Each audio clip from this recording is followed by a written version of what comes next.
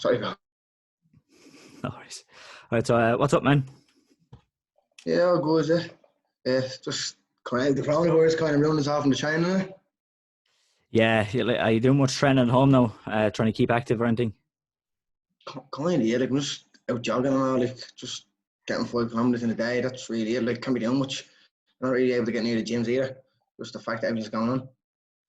Yeah, like it's not being able to hit something is what you'd miss the most.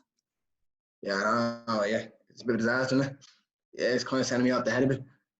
Kind of just dying to get back in the gym. I was meant to make me a pro boxing debut like the 25th of April, but the show got cancelled because of the coronavirus. So And where was that fight meant to be on? it was meant to take place in Dublin, yeah, but like it just didn't come back in the end. Like just everything that happened, like it was planned anyways, but the show just didn't happen like because of the virus. Is there a plan to reschedule at the moment, or Um, is it all up in the air?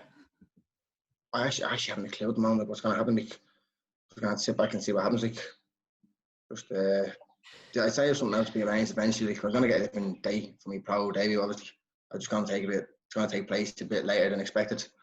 Like I fought there in January down in Limerick on what was the show called? Can't think of the name of the show, but I fought Eric Amir down there, and that was going to be my last Thai fight, and then going to the boxing. Went professional over in Stephen O'Rourke's gym. Yeah. So actually, we'll go back a bit. Like, how did you get started in? I think like it was kickboxing you got started in. Like, how did you get into that? How did you get kicked off into that? Yeah, I actually started kickboxing when I was I think just when 10 I did. There was a gym around the corner, and I just decided to go around. And yeah, it started. I liked it. Like the first year or two, I was just competing. But not the first 3 years, I was just competing on the mats and all, like tatami fighting, like contact and points fighting. You know Yeah. the points and Yeah. all. So And competing in the least of the best and all. And I was like competing all like WAKO competitions, ISKA, WKC was actually big back then as well. That's something I really aligned with, like the gym was. yeah, so you would have started. So would you have kind of moved into the ring sports? Like you said, you started into tatami. So when did you kind of transition into more full contact? 20, I say 2014. I fought in the WKCs in Ireland. Do you remember them? And I remember kind of remember them being on. All right, but wouldn't have yeah, taken they much. were on 2014.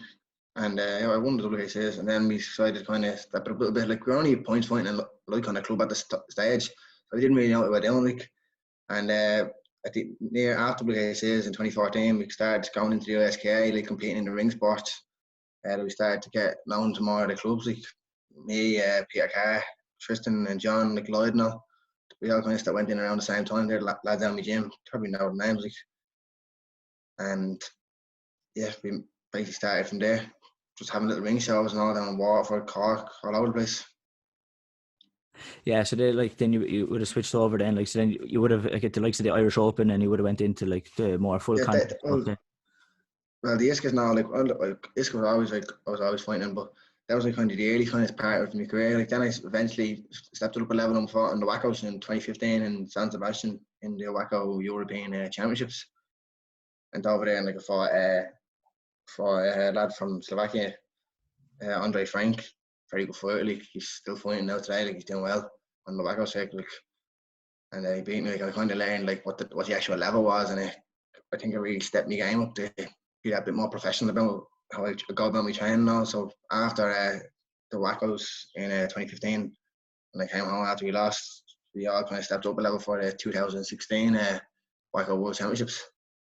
Yeah, did you find there was a change from like fighting on some of the shows, like you said, around the country, like Waterford and stuff, to stepping up and fighting in WAKO?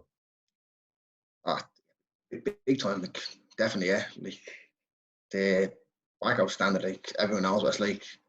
It's literally up here, like to like the amateur side of things, anyways. Like the professional like, in the ISK is very big as well. Like I mean, in the full contact and all.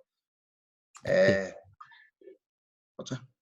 yeah, like definitely, like even on the like somebody who isn't fully involved wouldn't really be involved too much in kickboxing, like you recognize that WAKO like is the highest level across pretty much all the disciplines. Yeah, no, without a doubt, yeah. Like even competing in the small competitions, like not even the WAKO Europeans of the world, like the Irish Open, you have the Austrian Classics, best fighter. Like there's loads of big competitions, and they're all like the standards go into next level is like. And I don't think a lot of people actually realise how good the standard is until you actually go out there, you compete in it, you watch it, you see it, like even the full contact, the K1, the low kicks, even the mat sport, like it's literally up there. Like you have like the Ryan Daniels fighting the mats, like you obviously know Ryan Daniels from this, like one of Yeah, the yeah. he's there competing. He's fighting the Irish Open every year. Like what he won, I think 10 or 11 times in a row, the grand champion.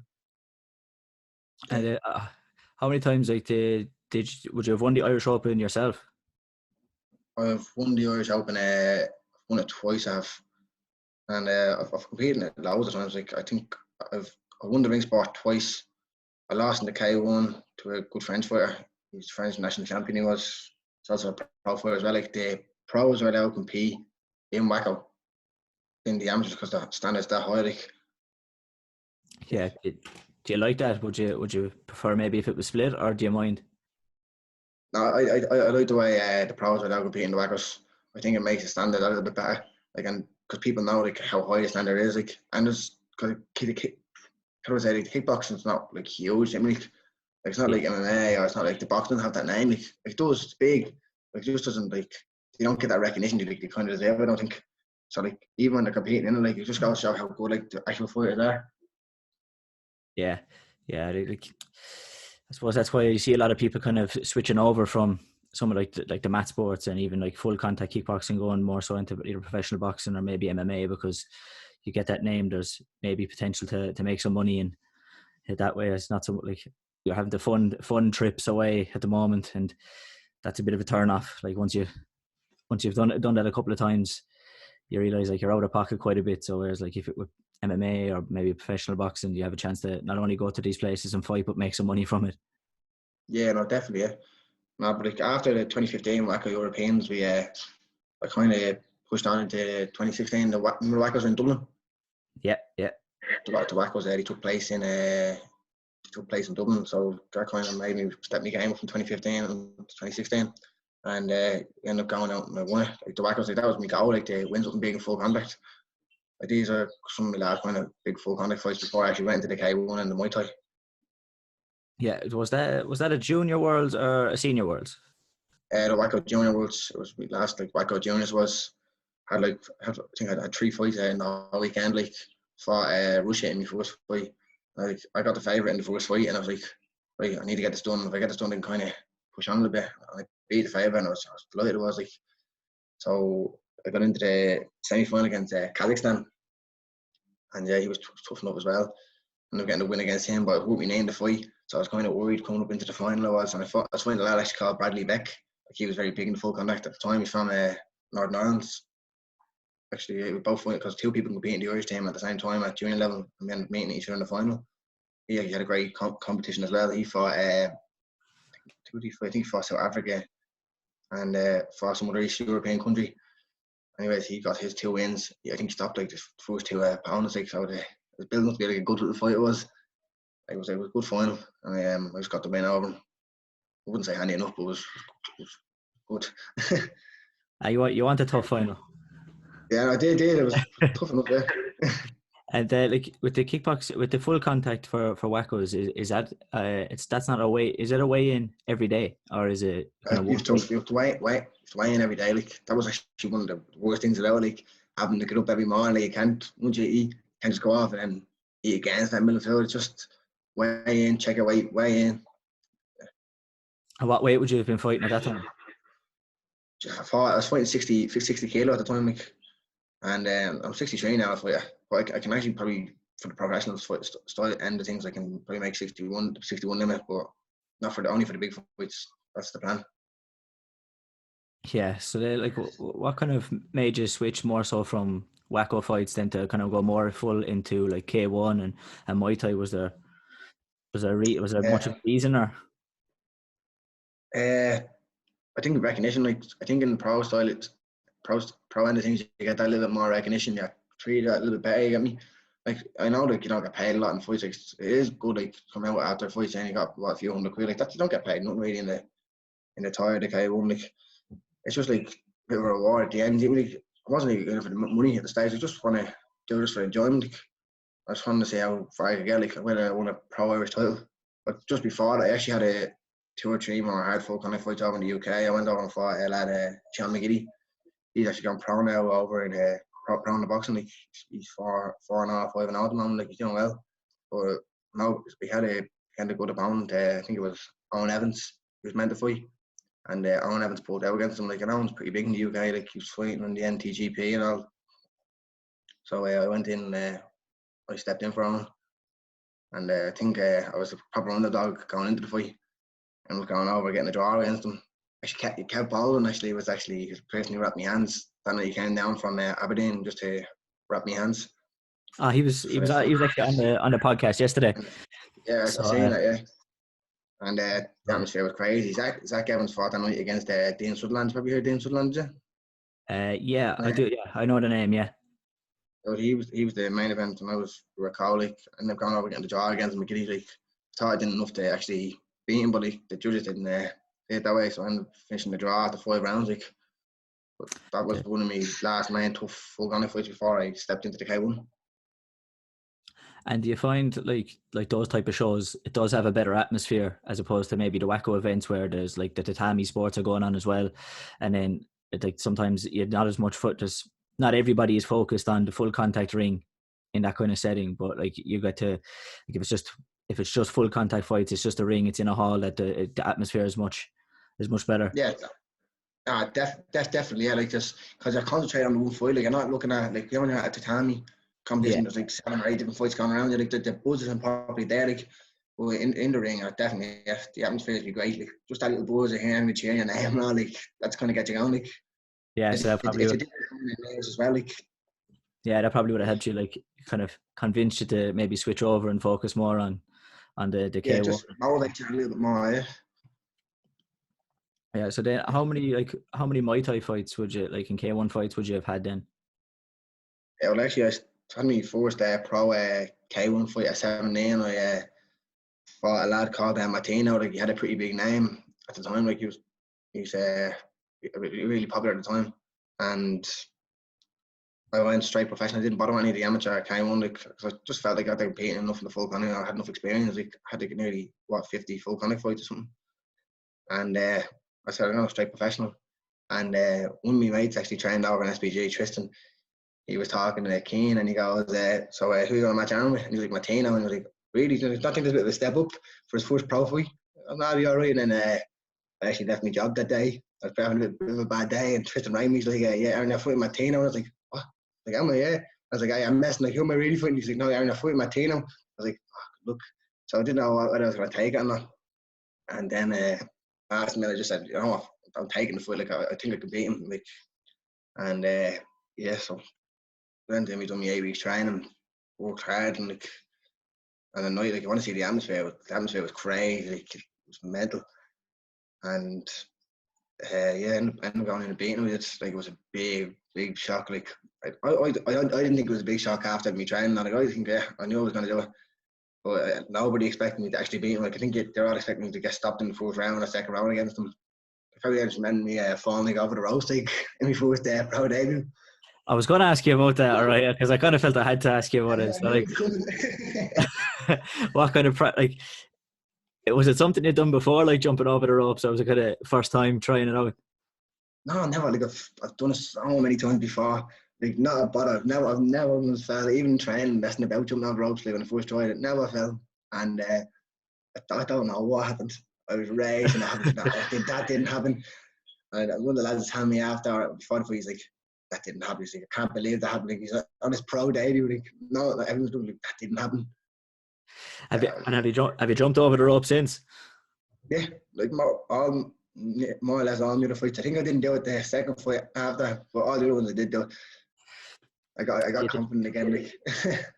But do you think that kind of helped you go into that fight against the guy Martino, like to kind of like, I suppose you'd already made a bit of an ass of yourself, like to some degree. Like, do you think definitely. Yeah, it was all this spot, like. yeah, no, definitely. Yeah. It was literally all or nothing then at that stage. I was going out for it regardless. Yeah, look, see, it's a good story because you won the fight. If you had lost the fight, then it's a different story, Yeah, no, definitely, yeah. And good experience, like, yeah, good experience. But you seem to be like you were very active in K1 and Muay Thai. It seemed like every couple of weeks you were having a That's fight. fine. Yeah, was that kind of part of Yeah, the plan, like, or yeah. was it I just wanted to get as fights come up active and as you I took could. them? Yeah, no, that was literally what I wanted. I wanted to fight as much as I could, as frequent as I could. And at this stage, I was still fighting in the full contact, and I was still jumping and having little small fights here and there. So it wasn't just fighting the K1, I was fighting the full contact, and I was getting extra little fights in. And eventually, I just said, I'm going to concentrate on this for a bit. And I fought my second pro fight against Leonard Razvan. He fought in King of Kings in Europe. Like, he's really frequent. Like, he fought as well. Like, another big kind of step up. And yeah, and getting the decision against him, my second fight beat him, so I went 2-0. And then I got the opportunity to fight for an Irish title against Stefan Triffel. I just got to go on 18. And yeah, I fought for the Irish title, beat him. Happy days. And then I went, where did I fight for? And I went down to Cork and fought. Freaking out, lad, I fought, beat him. And then that was on Martin Horgan show. I've actually fought a few on Martin Horgan show. He won some good shows, like, in Ireland. And I went down, he had a show in Cabra, run by my gym, KKC. And yeah, I went Darren Doherty's involved. Sorry? Darren Doherty is involved there as well, isn't he? Darren actually coached me that night in before in Cabra.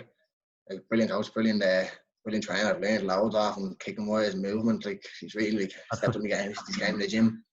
I fought Darren a couple of times in Taekwondo, and yeah, like I was kind of 17, 18, and he was kind of coming towards the end, but they were like savage fights. Used to love fighting Darren because you were always in for a tough one. Like, he's a killer, isn't he? Like, he got up in the gym sparring him, and there's literally nothing in between us. We tried to be there trying to knock him out. It's mental. It is. Yeah. Some of the kicks he's be catching me with, like, he's serious. It's like, even the gym, like, he's one of the main coaches up there now. Like, he trains all the class, like, and he's made the junior class, like, excelled so much, like, kicking wise, their legs, their hands, everything. Like, he's brilliant.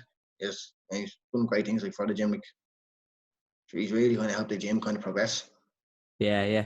But imagine so, like, he's on himself. He has a different style to what you usually see. So I think that kind of, he brings that kind of awkwardness as well into it as well. Yeah, no, definitely. Yeah, like, when he came in the gym, I didn't actually get a style until I actually trained him, like, and how he approached all his things. Like, his technique is literally down to a T. Like, he makes sure you practice every movement. Like you say, like with the fights, you kind of jumped in straight to pro and taking tough fights. So, like, do you think, like, I would imagine that fighting the pros in WAKO full contact kind of really benefited when you switched over to K1 and the Muay Thai to take big fights. Yeah, no, definitely. I did. It kind of motivated me in that sense as well. Yeah, Damien, Damien Darker. You've probably seen a spinning knockout, spinning heel kick knockout. Yeah. He actually went professional, straight professional. I actually got the idea from him. Like, if he went professional, let's see what we can do. That's one of the reasons why I actually went pro in the K1. Because he was a full contact kickboxer originally, and I actually loved watching him fight in his style. So I kind of followed him a little bit. Yeah. So after you had, like, the Irish title fight, then how you would have went on into world title fights? I fought, like, for the ISKA 5 Nations against a lad from the UK.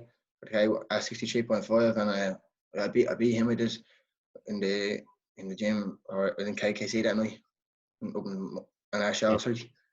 And I think it didn't get in the ring till like 1 o'clock in the morning or something like that. It was such a big show, like, and it dragged out so long. Like, I was wrecked. Like, I wasn't my best performance. Like, I think I tired a little bit.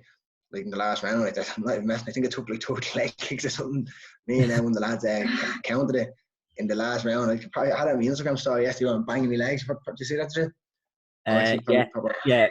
I did see it. Yeah. So I also saw your man. I thought I just saw you smack your man in the face with a spinning heel kick. Yeah. Yeah. Like, that was that the 5th round as well, or was that earlier in the fight? That was the last round. that was the I think that was the second last round or something. I think the first clip and the second clip are a bit different. Yeah, I catch him twice with 2 spinning kicks. The first one was in the fourth round, I think. yeah, that prompted him to start kicking the legs then. Yeah, but man, I just because I was getting sick. I was like, stop kicking me in the legs. And I kind of after that fight, I kind of get out that style of bouncing around. Like I felt like I was using my movement too much, and I was kind of tiring. So I started to head more into kind of like I'd say a little bit more of a Dutch style, like matching my opponents down. So I kind of changed my style up that a little bit more, and I wasn't bouncing around as much as I usually do. For me, next 5 fights on, I had a next fight was actually in Capital One. I think I fought a lad Shazad Ponza. He was actually a Taekwondo fighter originally, I think. And I got stepped up a few weight classes, and now I think I stepped up 2 weight classes at the point. I'm at 66.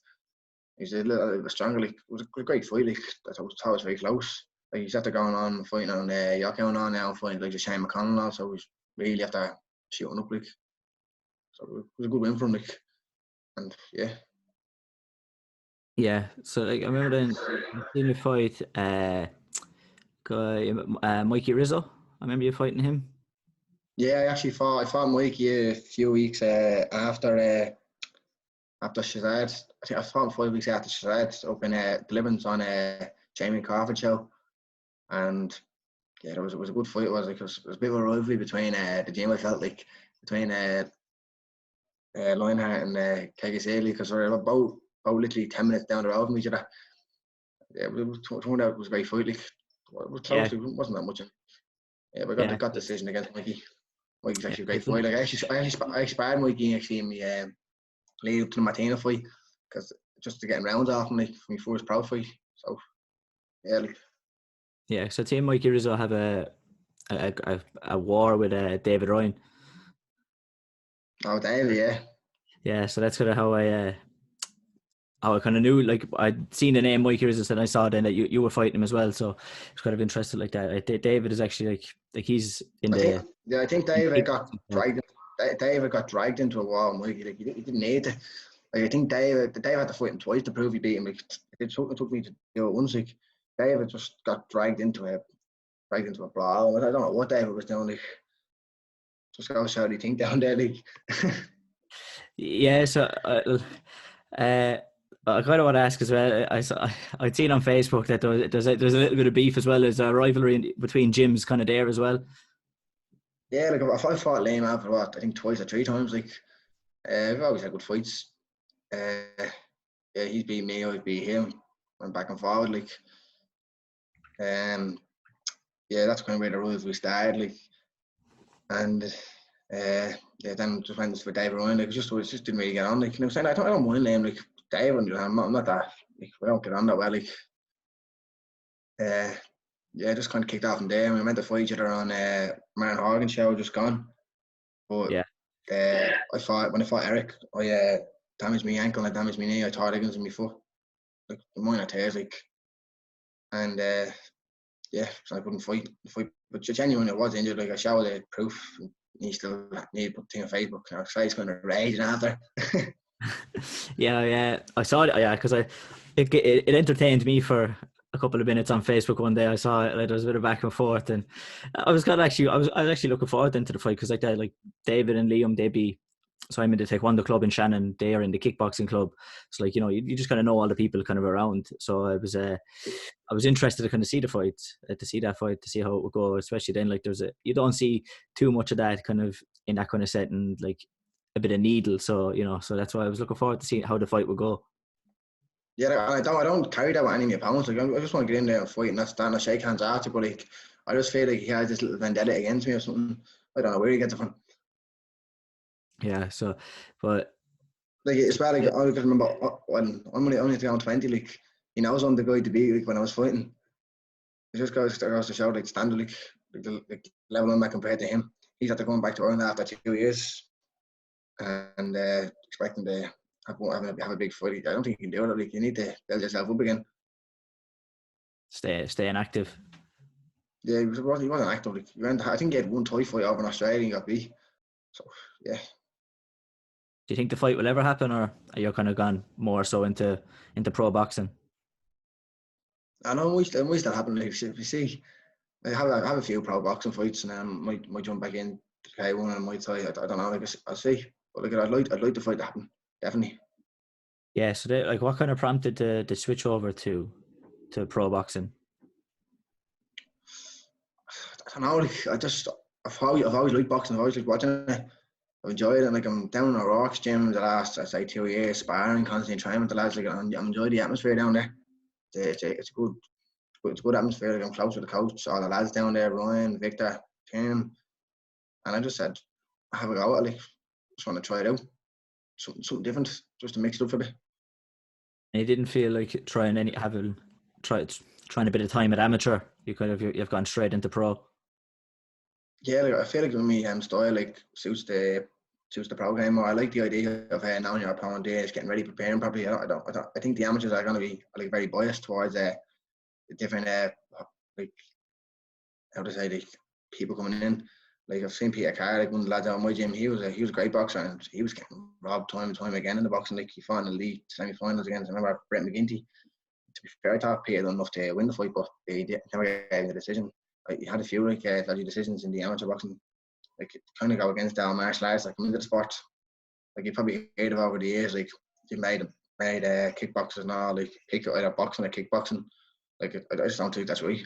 Like, in the program, it's different. Like, you hear kickboxers competing in a pro boxing and going jumping back into the K1. Like, yeah. Yeah, like amateur boxing, they can sometimes be like, they have the people who they have on fighting for Ireland at the big tournaments, and it's kind of, they can be sometimes maybe trying to make sure that they're still going to be the people going to these tournaments and don't really want anybody new coming in. Yeah, especially from an outside sport, like, you know, they don't want too many people coming in from the likes of kickboxing that coming in and taking other guys' spots who have been there for years, I suppose, in boxing. A few years. Yeah, no. To me, that's the mentality someone have over it. Like, I don't see the point now. I feel like the best fighters should deserve to go. Like, it only makes sense. Yeah, I'd agree. Yeah, just have people fighting the best. Like the best, look, they'll decide themselves. You know. Yeah, no, definitely, yeah. So what would you say is the kind of the plan moving forward in pro boxing? Like you said, you might jump back into K1, but do you think, would you be looking at maybe potentially a world title push? I know that's maybe very early to say. Like, I know. Yeah, I'd like to win an Irish title first. That'd be the plan in the box. I'd like to win an Irish title. And have a few decent international fights, like on some big cards maybe. So that's the goal. Like, at the moment. Would the plan to be maybe stay more in Ireland, or cross over, get some shows in the UK? Anywhere, like UK, America, anywhere. Like, I just want to get active now. Just want to get the experience in. Yeah, because like boxing in the UK is obviously, like, it's massive at the moment. Like, it's probably the place to be for boxing, really. Yeah, it's huge at the moment. Yeah, it's going good. Yeah.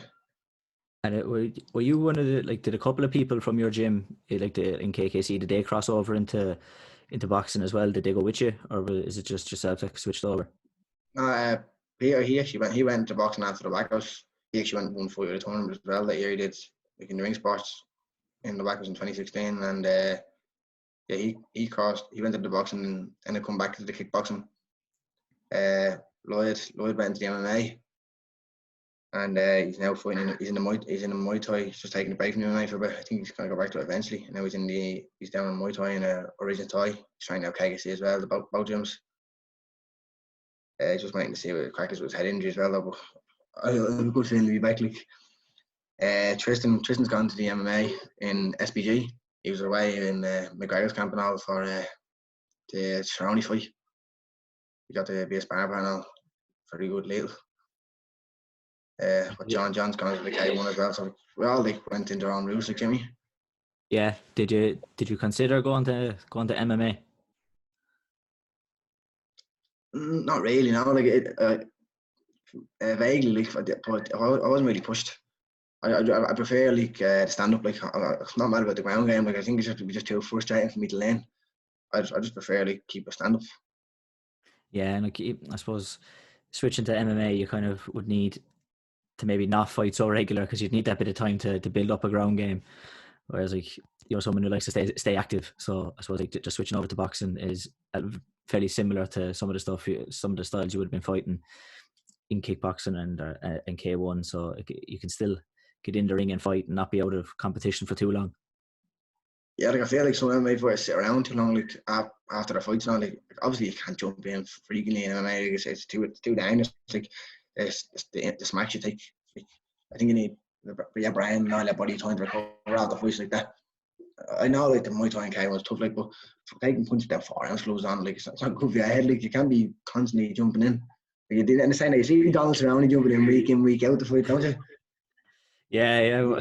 I think he'll that'll catch up with him kind of. I think later on in life he's living the life now, but I think that like he's not going to get away with that totally, Yeah, like I wouldn't say he's long left in his career though, at the moment, would he?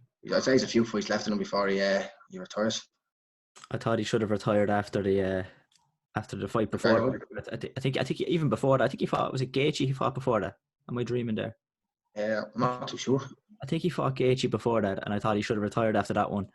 Obviously, he got the McGregor payday. So I think really now, I think he should retire. He couldn't turn it down. Like the McGregor fight, it was just too big. Yeah, like don't say like definitely should have taken that, but I think like seeing the way he's lost his last 2 fights, like he's lost to Tony Ferguson, was stopped as well. Like so, I think he should call it a day. Really.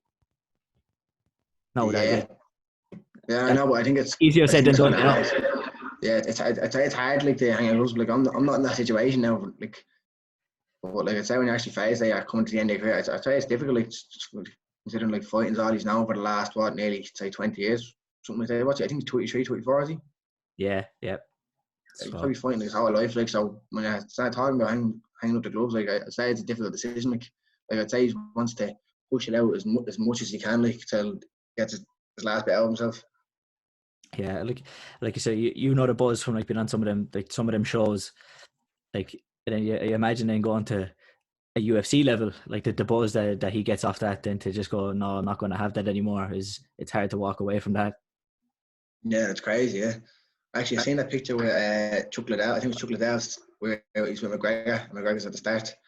When he wasn't in the UFC, he's getting a picture with Chuck Liddell, and then there's a picture of Chuck Liddell looking up at like McGregor, like.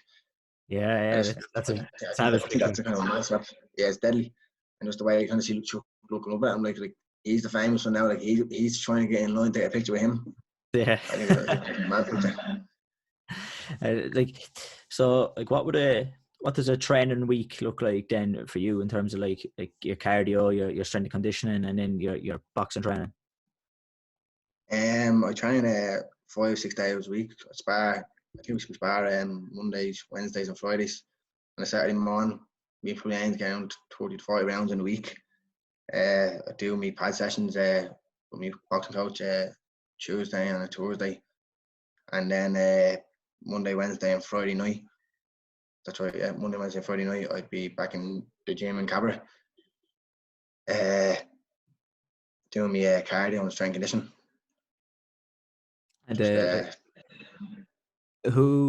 you like sparring? Like, would you be? Yeah, you like sparring a lot of rounds? Yeah. Sparring's my favourite. Yeah, that's why I think we get that's where I get my fitness from and all. Like that's my main source of my fitness. Like I spar all day. Like much prefer it over anything else. Like so it's just something we've always kind of known. Like we're down in Cabra. When I used to train, we'd just be all thrown in the ring together. It doesn't matter what weight you are. Like lads are getting knocked out left, right, and centre like every night. Like, and it was just like new hard sparring. Like that was all we kind of done. So when I went to all other gyms, like we're doing this, like this is inspiring. Like not saying it's not sparring up in Stevens gym. Like we kill each other. I was just so used to fighting lads who are 20 kilo heavier than me. Like I was always the small kind of guy in the gym. I still am. What weight are you fighting for in boxing? And what's the plan? What weight do you look at the fight at? I'm gonna fight at light welter and lightweight. 63.5 I think is light welter, and lightweight 61. That's the plan. Yeah. And have you somebody that looks after your like strength and conditioning, or is it kind of something you program and look after yourself? Look, I kind of do it by myself to an extent, but the more I'm going to get into it, I will actually start training with something again. I've had a few different strength and conditioning coaches, but we do them for a few weeks, or a few months before the fight, and then we stop for a while, and it depends. Like, I've never been consistent with one strength and conditioning coach. So, there could be a benefit to that. You see, you get a mix of a couple of different styles, a couple of different programs. Like, I suppose like it's a lot of it is the same stuff, but you get a little bit of a different flavor from each coach. Yeah, no, definitely, yeah. Like, I've got experience off everyone. When they're like constantly being told different things, different ways to approach your WAKO, different ways getting your cardio up. Like, you've learned loads of different things. So, do you have much weight to cut? Depends. Like, I usually walk around about 68 kilos, so like making the 61 is a bit tougher. Like, but 63, like I can kind of make it handy enough. Like, I don't kill myself. I don't really like the idea of having to budget myself to cut weight. I don't mind like finding like the way I'm walking around that. Like, I'm even happy taking fights down 65, 66. It just all depends. Like, And like, would you tend to diet down and then cut, or would you tend to diet down fairly close to the weight, or would you kind of, cut the water once I once a week? Or no, I don't really water load. Like, I say I'm gonna have to water load now to make this 61 limit, because I feel like I've got a bit bigger. Now when I now have a fight coming up, I start to go on that health buzz. Like, I have to constantly healthy, so I want to be trying. Like, I know I want to be close to the weight, like a week or two out, because like it plays with your head mentally a little bit. I think a lot of fighters understand that. Like, I'd rather be I'm like a kilo out, a week out to get me. I don't want to be sitting in the week before the fight thinking I'm 2 or 3 kilo. I don't like that in my head. I just want to be able to train that week, enjoy me train, tip away, and just prepare for it. I don't want to be thinking, right, I have a battle now with the weight cut as well. I'm waking up that morning of the fight, get down to the gym, hopefully I get the weight on me. I don't want to be drained. I don't want that in my head. I just want to be able to, that fight week, just take me time, do it what I want. yeah, like myself, like I know myself, like the WAKO can be tough. Like I fight at 57, so like that, it's a challenge when you're walking around the 65 kilos, to get down. I wouldn't be able to diet down. Like, I'm only looking at diet down to about 61, and then the rest is, water load and deplete. How do you find the water load? Yeah, I find it definitely works. It's something like I've had a couple of rough weight cuts where like maybe it wasn't as good, but since like just trial and error and a bit more research into like I find it does work. But you end up. How much water do you end up putting in the water load? About 2 kilos maybe. Yeah, is that the most you've ever done, is it? Yeah, like the last time, the week before the fight, the week before the tournament, back in October for the European Championships, I was 64 the week before. Are you competing on the Irish team, are you? Yeah. So, ITF or the WTF, is it? ITF Taekwondo, yeah. So like what's like the difference between the ITF and WTF? So like WTF, they'd wear the body armor, and that's the one that's in the Olympics. They can't punch the face, so it's all legs, and you see them. They rarely punch because they can only punch to the body, and it's hard to kind of score a clean punch to the body. Whereas then in ITF, then it's just with the glove. It's kind of like very similar to the equipment you'd wear in kickboxing, even points kickboxing, and then you can punch the head. 1 point for a punch to the head. Yeah. 1 point for any punch. 2 points for a kick to the body. 3 points for a kick to the head. So like I kind of think like the ITF Taekwondo is like you have points kickboxing, you have light contact kickboxing, and kind of in the middle is Taekwondo. It's kind of in the blend between points kickboxing and light contact is kind of, I think that's what ITF is. Yeah. So yeah. So I think the ITF is a little bit more exciting to watch. I think, like, I know the Olympic level for the WTF is really high, like it's with the legs now, but I think the ITF is just a little bit more exciting. I think the lack of function in the WTF can make it quite boring, and I think that the changes to maybe the way they score and stuff. I feel sometimes a lot of their fights are very boring. I thought the last Olympics, the Taekwondo in the last Olympics, I thought the level was a bit shite there. Yeah, no, I get you. Do you think the kickboxing going to get in the Olympics? I don't know. I was speaking with Kev Baldwin about this yesterday, and it's maybe not something I know a lot about, but like I think it's going to be very hard. Like what discipline do you put in the Olympics?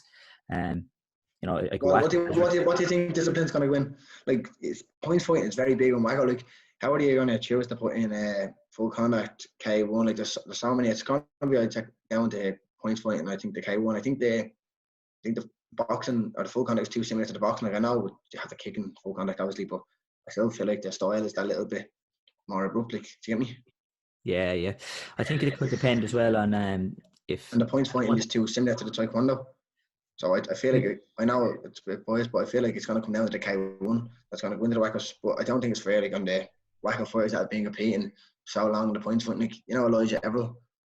Yeah, he's been on as well. That'll be out soon as well. Deadly. Yeah, like Elijah's after being or competing his whole life. Like, he deserves a shot at the Olympics, you get me? Yeah, I think like it very much depends as well. I don't think like. See, at the moment for the Tokyo Olympics, they're going to have karate in, and I think the points kickboxing can be very similar to karate, but I don't think karate is going to stay in. So maybe if karate goes, that leaves a chance for the points kickboxing then to maybe get in. Yeah, it'd be interesting to see where it goes in. Do you think it'll get in? I'd say in the next 8 to 10 years, yeah, I do think it'll be in. I definitely do think it'll be in. I think I don't know, like the Muay Thai organisation, or if it's not IFMA, I think it is something like that. So if they're trying to get in as well, like, and that's sort of similar to the K1, so you have that there as well. You get me? Yeah, I think like, with the IOC recognition, I think the biggest thing is the potential to get funding, because if you can go to, you know, Kickboxing Ireland, if Kickboxing Ireland can go to Sport Ireland and say, oh well, you know, WAKO here is IOC recognised, they might fund some athletes to go to these tournaments. So I think like, and even across Europe and the world, that's kind of what you have, is you can go to governing bodies and say, well, we have Olympic recognition or IOC recognition, and can we fund our athletes? And I think that's the benefit, because like that's always, I find, coming from taekwondo, and I'm sure you've had it with kickboxing, like that's the challenges. I feel if we get the opportunity, what are you saying? It's like the biggest challenge is often funding these trips away to go to these tournaments. I think that's one of the biggest challenges. Yeah, no, definitely. Yeah. I feel like if we do get I feel like if we get the funding to compete constantly in like the WAKOs, like I'd say a lot more fighters to stay around. Like, you see fighters leaving, like, and how good they are, and you go into MMA and you go into boxing. I think that's one of the main things why fighters leave. There's no money in the sport. Like, even for us to go to trips, like I actually fought in this WAKO seniors. My first WAKO seniors just gone there in 2019 in Bosnia in the K1. Like, I had to fund it all myself, like, just to pay for the go there. It's expensive as well, the WAKOs. Yeah, Bosnia is not because that's where like, they had the European Championships in Taekwondo 1 week, and 3 weeks later they had the WAKO seniors there. So I know, like, was Taekwondo there as well, was it? Yeah, 3 weeks before the kickboxing. I didn't know that. And it was it wasn't cheap to Did get there. Did you go to the gym? Yeah. What do you think about it? It was okay. I thought it was a shithole, really. It was a bit mad, wasn't it? Did you compete in the Olympic Hall, did you? No, we were in a different one. The hall we were in was a shithole. Like, it was. Oh, yeah. Like they were there to smoke inside. So yeah. Like, on the outside, like, kind of out, as you came into the hall, kind of like the lobby or reception, there was a lot of guys smoking when you walked in. So you walked in, you were there, like, got into a sport and competition, you're there having like coughing from smoke, and then by the end of the day, the hall would kind of be filled with smoke. You just see like a haze coming down from the ceiling because the boys outside smoking, it had blown in. And yeah, I thought, like, but I didn't mind it. Like, it was a good experience. It was something different from what we were like used to. Like the venue we competed in, like the Olympic Hall, it was deadly. It was like set up the whole lot. Even the way the competition was run was very well, like, put together. Like, the government, I think, actually funded it for WAKO Bosnia, so it was good. Like, just around going around the city, you know, like the money was mad, isn't it? Yeah. What did you think of the bullet holes in the walls? From the war, yeah, mental. Yeah. They're all over the place, well. Like. Yeah, but like when we were driving into the hotel, you had one part, you were driving past through the kind of outskirts of the city, and we were looking around in the bus going like, Jesus, this place is a kip. And then you got in, and then it was like, geez, there was like these lovely new shopping centres that were pure modern. And I went to that big shopping centre, was it? Had like Springers medal in front of it. Yeah, that's the one. That's one we went to as well. But if you went a couple of minutes outside, you were looking at it was like a completely different city altogether. Yeah, mental. Yeah, that was a good experience. But would you go back? No, definitely not. No, definitely not. No, I wouldn't go back either. That's you kind of, that's how I tend to judge most places. Would you go back? And definitely Bosnia wouldn't be on the list to go again. Yeah, no, definitely not. No. But even the standard over there in Bosnia competing was crazy. Like the level I fought in the 63 division, I think that's the best division I think in WAKO, like just for the speed, like in the power and all, like it's perfect. I think I had the biggest division out there as well. I fought an Israeli fighter. I was talking to him after the fight. He had 25 pro fights or something, and I was like, I don't really look what 9 or 10 or something. I think I 10. Well, I had 9 pro fights on him. He had 25. Like he's been fighting the WAKOs constantly. He plays tours in the WAKO Europeans and all. Like the fight was close. Like I felt like I wasn't second to anybody out there. Like I felt like I had to get that experience now. Like I said, I remember signing the Europeans in San Sebastian in 2015. I got that experience, and I went back in 20. I went back in 20. I went back in 2015 or 2016 and win the back. I was like, I got that experience. So I feel like if we can go back again, I wouldn't say I'd win it, but I feel like I can definitely place. Yeah. And if I did go back. I find a lot of time, even like you see juniors coming into like the taekwondo national team, and the first championships can be kind of an experience. You know, it's a bit of an eye opener to the standards you have to get to. That you kind of, most people like don't really medal at their first tournament. They kind of go away and then realize, okay, that's what the best level. That's what the best people look like. I need to get to that level. Yeah, it is difficult. It's hard to do, like, especially if you're on your first time medal. Like yeah, like you're going, I think the first time, and you kind of look around, and it can be sometimes the first time you've had a tournament kind of that big and that kind of buzz as an NC, you can be a little bit taken back, I suppose. And then it's kind of the second one, as you get used to it, like you get that experience, get used to it. I felt this before, I've seen all these people, I felt the buzz, and you can focus more on putting in a good performance. Yeah, no, definitely. Yeah, I think it kind of motivates you a little bit more just to go out and do it again. Like that, I felt like that was one of my biggest things. Like when I lost in 2015, I want to get that result back, Jimmy. That was my mentality. I need to get that win back. And that's what made me go out and win it in 2016. I didn't want to fade away. I felt after losing that fight in 2015, because I knew how much I came on, and I knew I am capable of competing at that level. What would be the top countries like in full contact kickboxing, or the K1?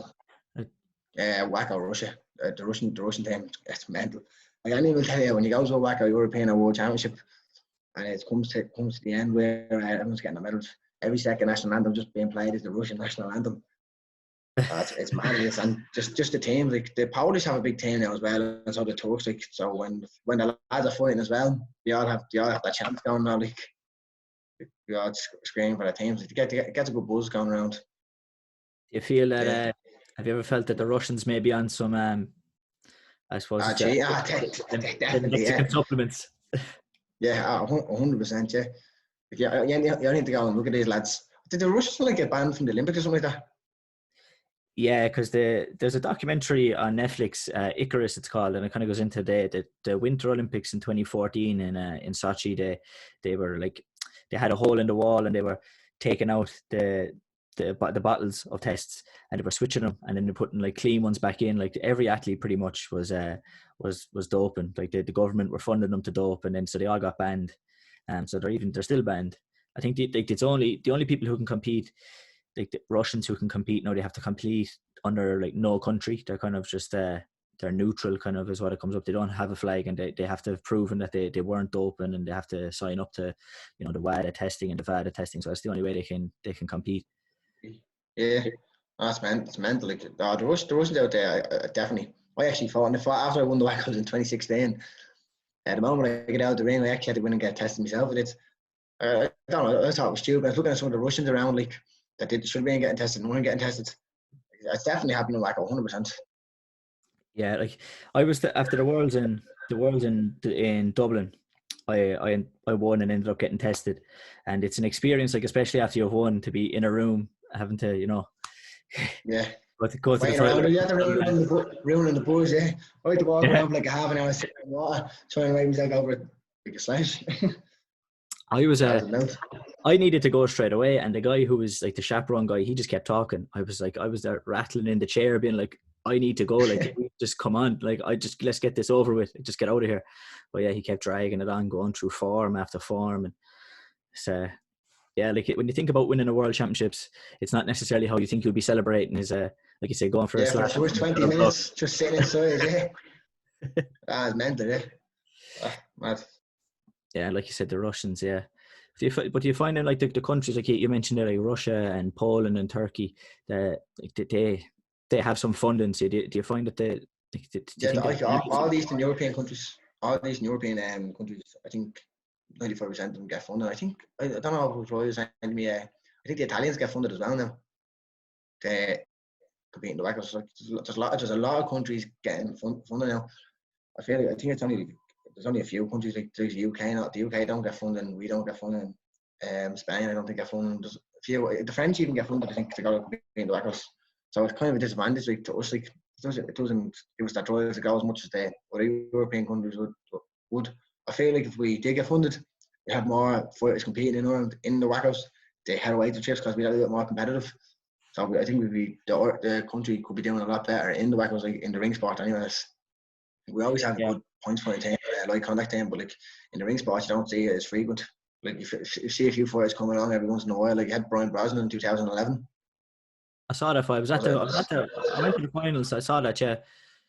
Yeah, Brian. He was the only fighter ever win the WAKOs in the ring sport in Ireland in senior level, not junior.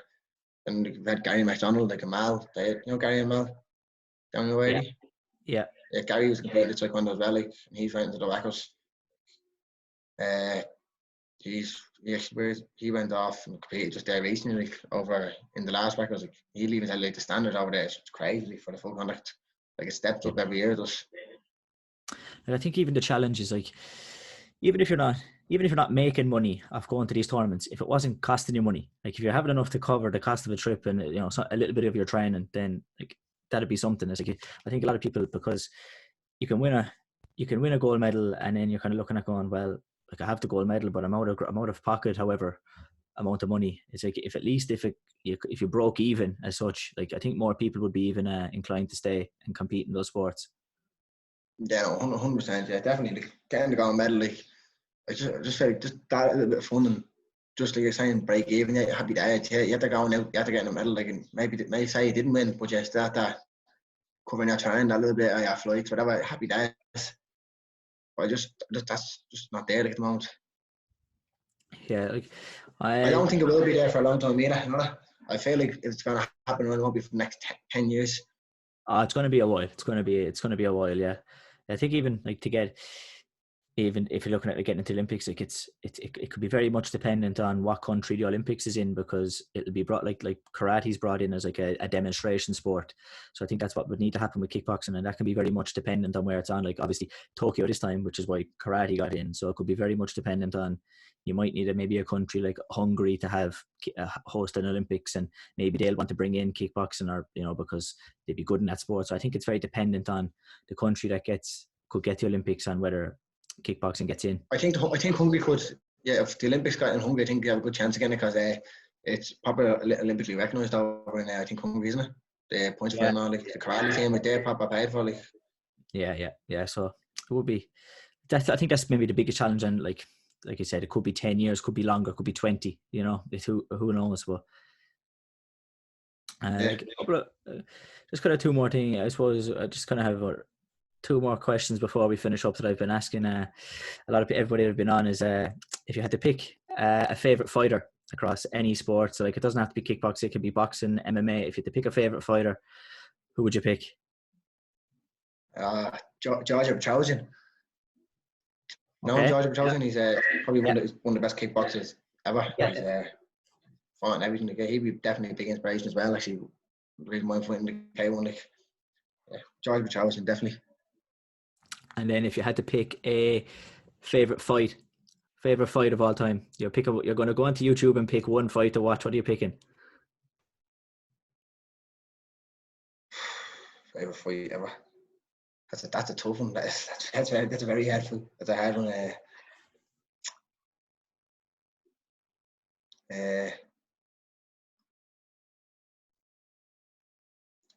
I know it's a mad one, but I like the Tyrone Spong fight versus Alistair Overeem. Did you ever see that? Yeah, I think that's a great fight. That's a fight I really enjoyed. Alistair Overeem and Tyrone Spong. Yeah, but Tyrone Spong as well, like gone to boxing. He's enjoyable. But she was meant to fight Usyk, and then the fight got pulled last minute. He said he was to open, and it turned out he wasn't. Yeah, he failed the test, and then it came back. I think the second sample came back that it was clean. So yeah, that was a shame because interesting, because obviously it would have been Usyk's first fight up at heavyweight, so would have been an interesting fight. Yeah, I think he would have done well against him as well. I think it would have been a good fight. Yeah, I think Usyk maybe would have been a little bit too skillful. Just to, but I think he would have put it on him. I think because Tyrone Spong has knockout power, and if he catches him, I think he would have been in trouble. Yeah. Like he was definitely. I think Tyrone Spong as well was actually juicing at one stage because he was fighting at 66 kg, like when he was only like back in the 2007, 2008, he was fighting at 66, and then now he's up at heavyweight. A lot of the Mexican supplements. Yeah, definitely. Yeah. But I think we'll wrap it up. Like it's I've enjoyed the chat. Yeah, definitely. Yeah, you too. You've done a first podcast as well. Look, maybe if the pro boxing goes the way it goes successfully, you might be on plenty of more. Yeah, please God. Yeah, hopefully. Thanks for having us on. Yeah, no worries. You've a mix across a lot of sports there, like Muay Thai, K1, the full contact into boxing. So I wanted to have a chat and kind of get your thoughts and your experiences across all them. So no, it's been good, and I've enjoyed it. Thanks very much for everything. Yeah, so hopefully we get back training on that soon, and take care. Yeah, definitely. 100%. Take care.